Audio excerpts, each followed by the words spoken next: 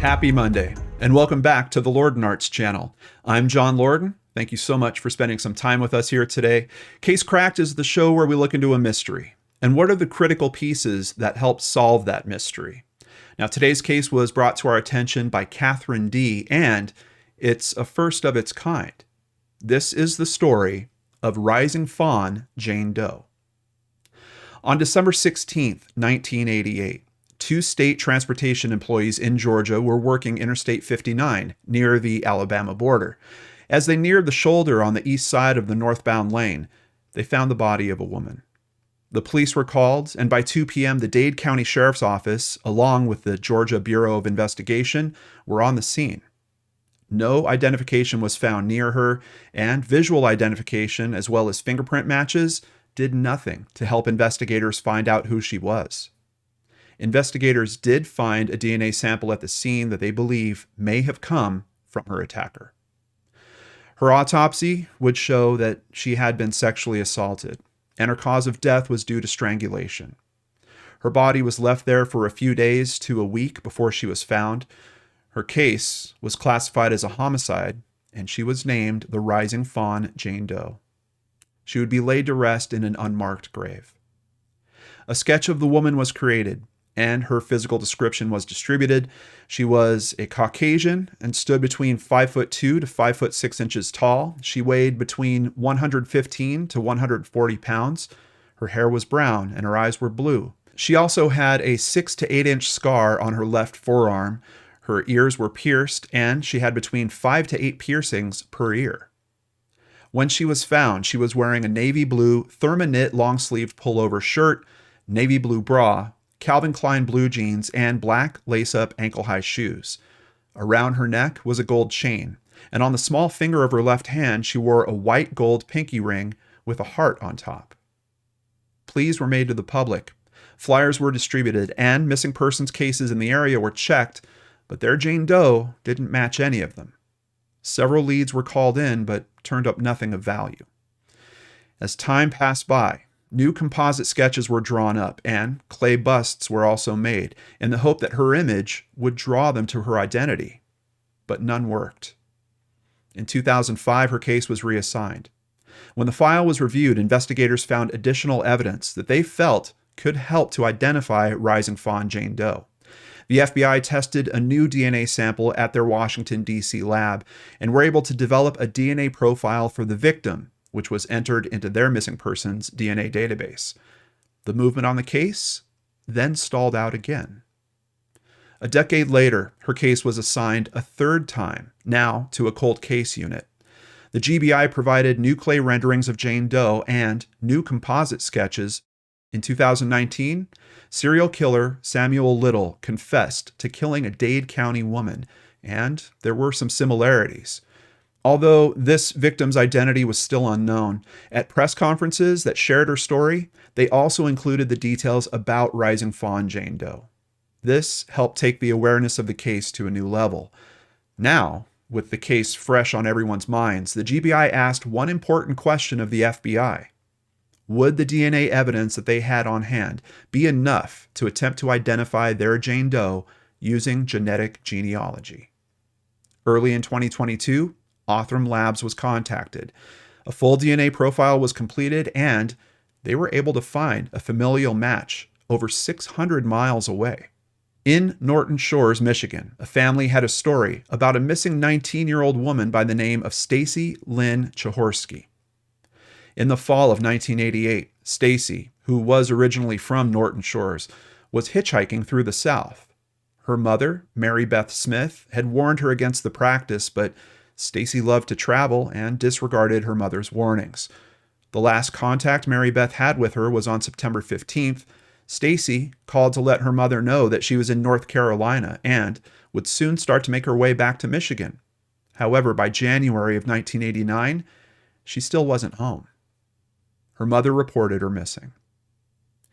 The family now plans on moving Stacy's remains from the unmarked grave that she's rested in for so long to a place closer to her family. The FBI and GBI gave her mother, Mary Beth, the jewelry that Stacy was found with. After thanking everyone involved, the family said, "It will take some time to process and properly grieve Stacy's loss. Now, investigators knew Rising Fawn Jane Doe's true identity, and Stacy's family had one big question answered, but what about the person who killed her? Again, Othram went to work, this time on the fluid sample found at the crime scene. They found a familial match, and through interviews with family members and testing newly acquired DNA swabs, the match was confirmed. His name was Henry Frederick Wise. Known to friends and family as Haas, Wise worked as a truck driver in the 1980s. Some of his routes with Western Carolina Trucking Company took him through Chattanooga, Tennessee to Birmingham, Alabama, and on that route is Dade County, Georgia. Wise would have been 34 years old at the time of the murder.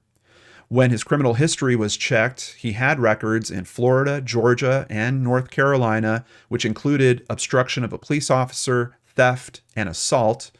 Unfortunately, all those incidents predate our current system of obtaining DNA samples at the time of arrest.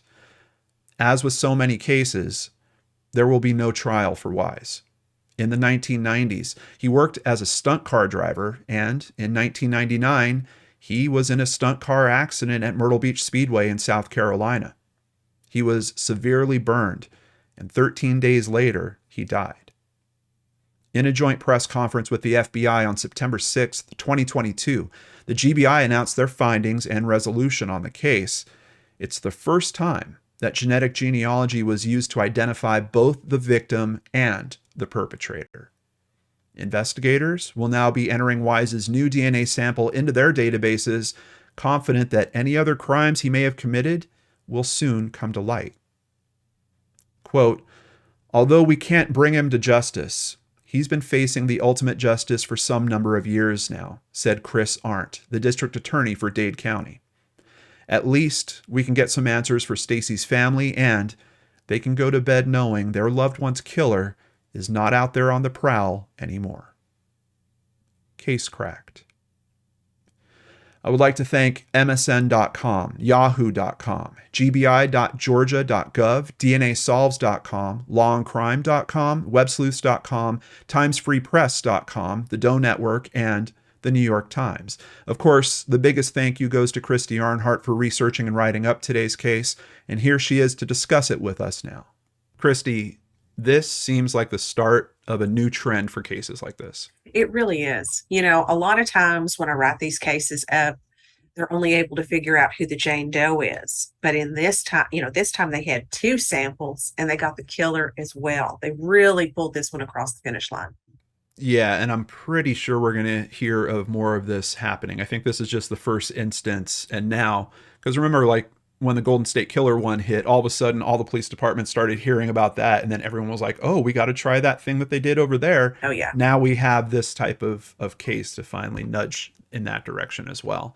It's interesting, though, because this case almost sounds like one of those cliches. Like when we look into unsolved cases, the theory of the attack by truck driver always comes up. It does. And it makes it even creepier that the FBI always kind of thought that it was a truck driver. I mean, think about it. With the route that he took, the fact that he wasn't caught, how many other crimes out there are they going to catch now that they've got him in CODIS? I think that's a good point. And especially because, like, he got away with this one. Mm-hmm. I would think that you probably wouldn't stop if you had a start like that and actually were able to pull it off. This is such a recent development in terms of the discovery. I mean, you heard the press conference was just last month, so I wouldn't be surprised if there's a possibility we see his name come up again in future episodes of Case Cracked. Oh, yeah, that wouldn't surprise me at all. Yeah.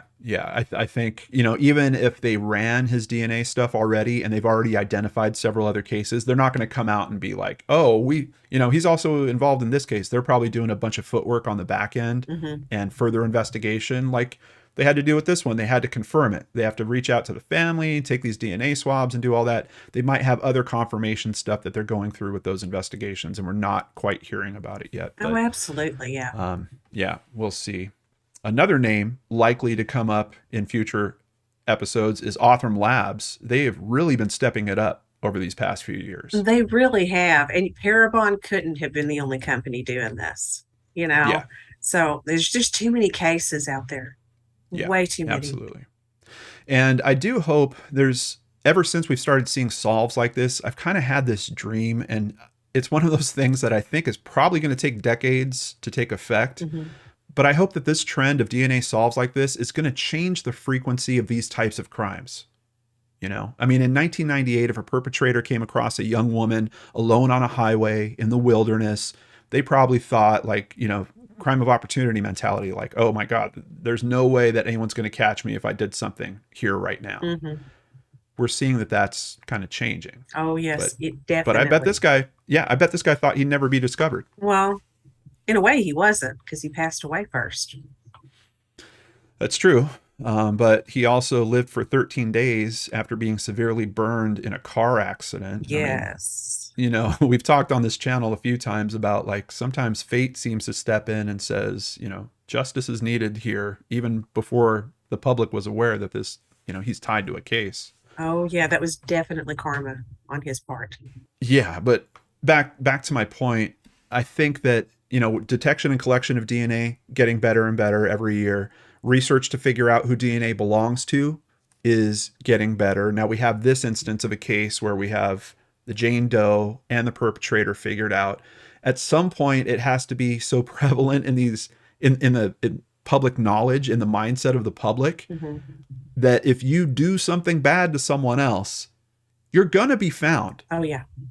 You're gonna be found out. It's really only ever a matter of time. And like in this case, yeah, unfortunately, it was too late for him to serve justice. But we're going to see that. I mean, we've all watched technology grow and develop, and we see that time frame for how long things takes shrinks and shrinks and shrinks. It shrinks. Mhm. Who knows? We might get to the day where you have a case, and like literally a day or two later, they're like, okay, we know who did it, and we're bringing him in. Like I think we're almost there. That would be incredible. But I mean, you're tracked through electronics, you're tracked through your very DNA.